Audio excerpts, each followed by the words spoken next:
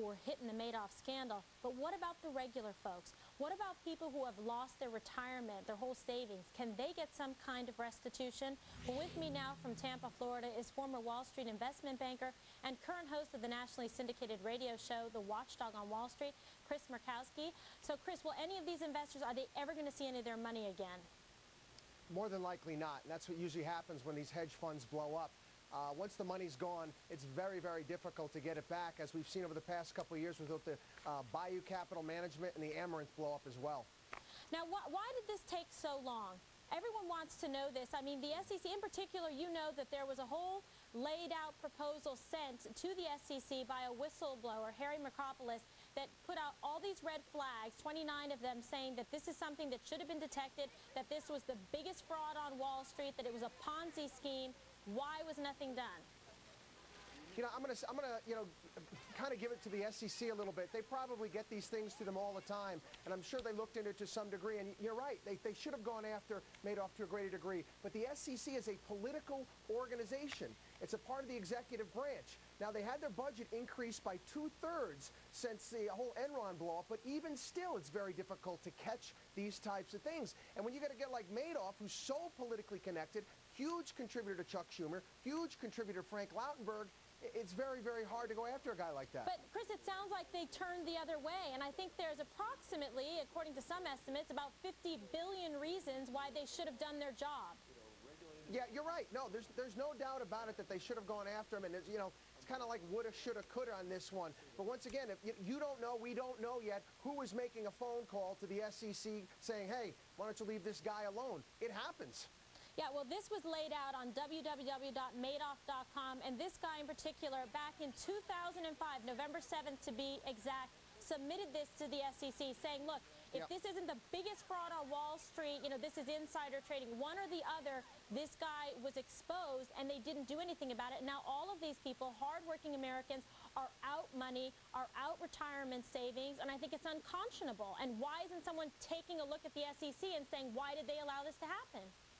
Well, we need to take a look at the SEC. We've increased their budget, like I said, 2/3 since Enron, but the reality is that they're just outgunned. I mean, this is what I've talked about these situations like this one, every single week on my radio show for about 10 years now. And they blow up left and right. And you know what? They can't catch them all. There's not enough cops on the street to go after all these guys. So wait a second. So you're telling me there's another Madoff out there? Many more of them, perhaps.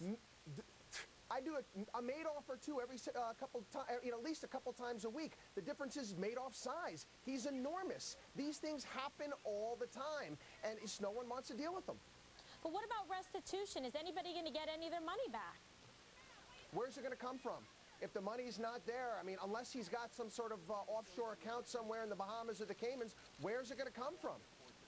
All right. Well, Chris, I think the problem is a lot of Americans are hurting. This is the last thing people needed right now is for something like this to happen. And it doesn't seem that there's any quick end in sight for this, and kind of deciphering everything to find out who got what money when and trying to make some people whole. I mean, this has affected everybody from charities to universities to banks overseas. No one has been left untainted by this. Well, the best bit of advice that I can give everybody out there is you need to understand. You want to avoid getting ripped off and scammed. Understand that everything in life that has meaning, value, and worth involves work, time, and effort. Anybody out there that tells you that there's some sort of financial engineer, financial guru, that they can beat the markets at any point in time is outright lying to you. Warren Buffett's never been able to do that. This guy to show 10, 15% returns when the market is down 40, 50%, that's insanity. Can't be done.